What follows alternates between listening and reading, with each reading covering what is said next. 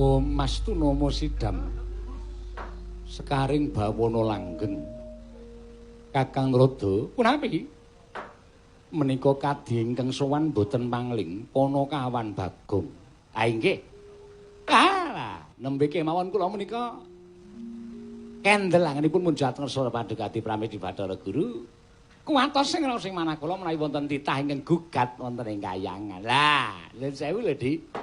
Mboten ateges kula menika dados ngetingalaken kesagetan kula ning kula saged maos dhateng batosipun Bagong. Piyambakipun menika tertentu dados wakiling para titah ing mapan wonten ing Pujangkara nanjehaken babakan sesakit ingkang tumanduk wonten ing jagat menika.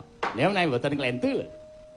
Nyatanipun piyambakipun sasampunipun nyepengasta paduka tumunten kadidine tiyang wahing menika sajaipun wonten bab ingkang dadosaken kagel manahipun Bagong. Bagong, wonten dawuh apa sababe sawise kita ngaut ning asta ulun tumuli kita kaya dene wong getak kelawan panjenengan ulun. Paguyuban dewa niku sok latihan apa mboten?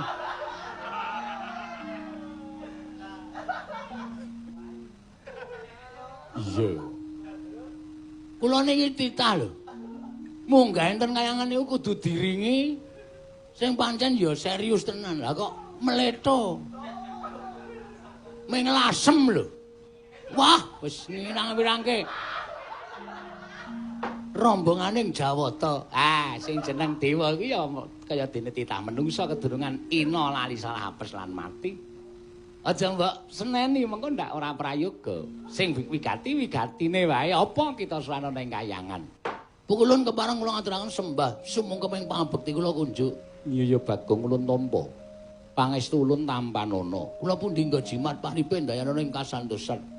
Ulun rada kula nteran bekti lonjo ulun.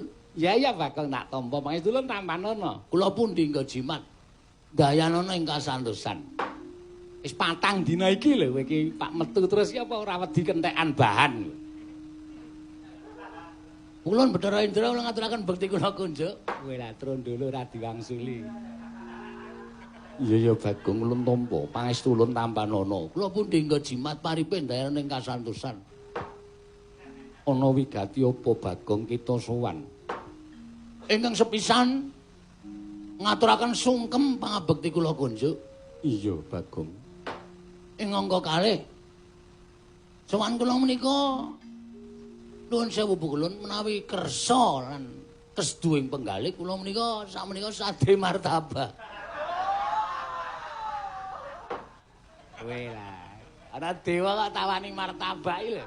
Estu Pukulun setunggal pak isinipun sedasa. Menika dipun tumbas 13.000 kula namung mendhet bathi 3.000 Pukulun. Daharan ulun kuwi pelemper tangga jiwa, jambu dipa nirmala. Mboyanate dahar. Apa mau marwanto? Martabak. Martabak.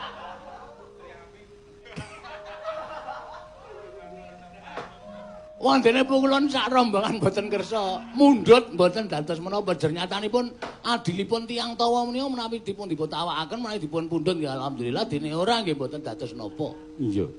Ing angka kalih Pukulun kula namung badhe nyuwun prisa. Kok donya menika mboten ninggal padhang menika sebabipun menapa? Mrika mriki sami ajrih krana kabar ingkang sampun dipun tampi wonten satunggiling penyakit ingkang saestu saged anggondol nyawanipun titah. Menika dadosaken suasana mencekam wonten ing alam donya. Mila ingkang saking menika Pukulun gandeng paduka menika dewaning para dewa, kula nyuwun supados paduka menika nggadahi solasi. Apa kuwi? Niki lho, napa jalan tengah, solusi. Ah, solusi supados jagat menika enggal padhang. Menika kados pundi caranipun? Serananipun kados pundi kepareng kula cumadong dawuh paduka Hyang Adi Pukulun Sang Hyang Jagat Girinata. Mekaten dados atur kula menawi wonten kidal-kidulipun basa. Kula nyuwun pangaksun sami menawi wonten lepat kula nyuwun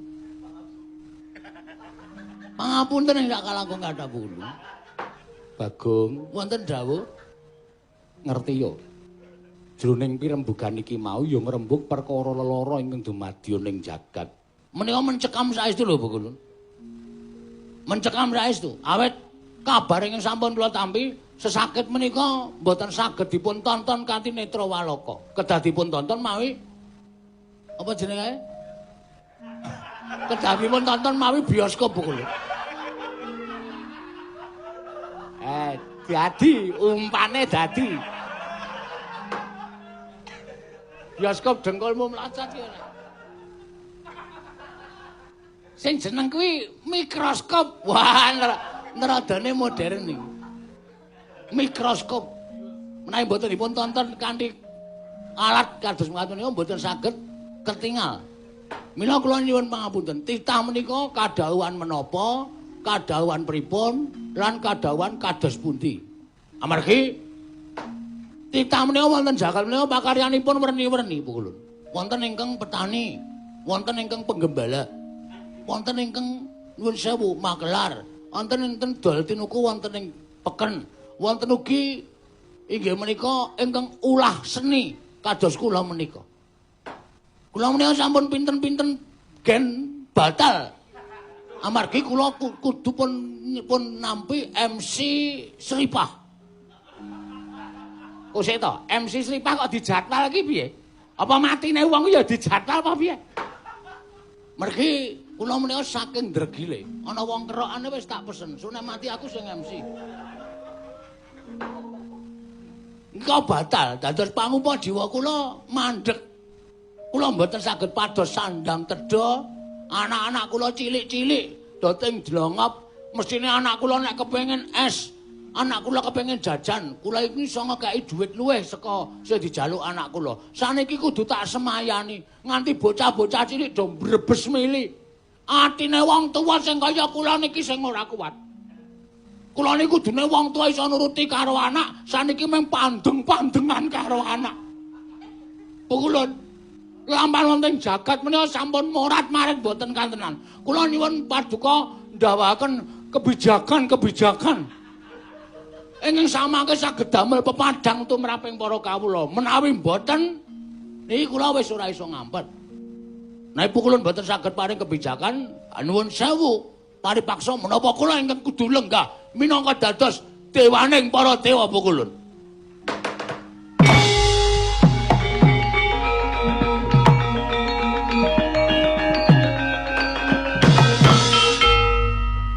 Mastunomo sidam skaring bawana langgeng. Bagong, lah kok wuwusmu kaya mengkono? Kita ngerti, ulun kuwi dewa. Ulun kuwi mboya meneng bae, nanging lagi golek srana lan cara kepiye bisa para titaning mapan ning Janaloka mau bali bisa urip tentrem ayem. Ulun kuwi uga jejering Jawata, nanging tanpa beda kaya jeneng kita. Ya mung ulun kuwi kena lara luputing pati. Ulun dudu sing duwe panguwasa donya. Ulun minangka dadi utusaning sing gawe jagat. Dadi yen kita kuwi matur kaya mengkono marang panjenengan ulun, banjur kita ngancam kelawan ulun, sayekti kita bakal wani marang panguwasa ulun. Terpaksa kula kudu wani. Amargi kula antosi seprika-sepriki durung wonten keterangan sing gumathok, kula kudu kepripun. Ngoten. Jadwal kula batal kabeh lho kula. Tirik-tirik niku janjane iso nggo wah. Iso nggo nyaur napa-napa. Sane kepeksane ora iso piye-piye. Mula kula nyuwun keterangan sing gumathok, kula nyuwun pencerahan.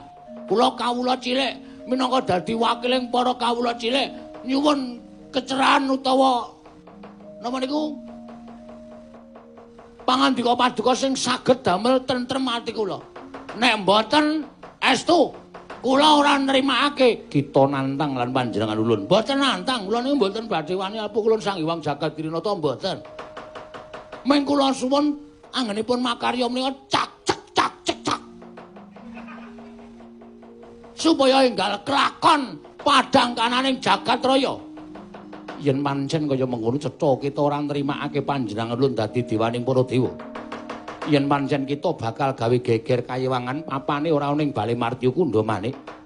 Nanging enten ana ing ngrepat kepanasan Bagong mengko ulun bakal merpeki kelawan jeneng kita. Estu Pukulun? Iya. Mboten goro? Mboya. Kula niku tanglet mboten goro. Jawabe heeh karo ora kok mboya. Mboya iki basa kadewatan. Mboya iki ora padha karo ora. Dadi empu Sang Hyang Jagat Kirinata paring dawuh mboya iki tegese ora. Ah, nang ngoten matur sembah nuwun. Kula nyuwun pamit Pukulun. Sing ati-ati aja kaya bocah cilik. Ulun Sang Hyang Rada kula nyuwun pamit. Ya, Bagong sing ati-ati ah. Lah wis ora karu-karuan anggere sing munggah Bagong niku rawur-rawuran.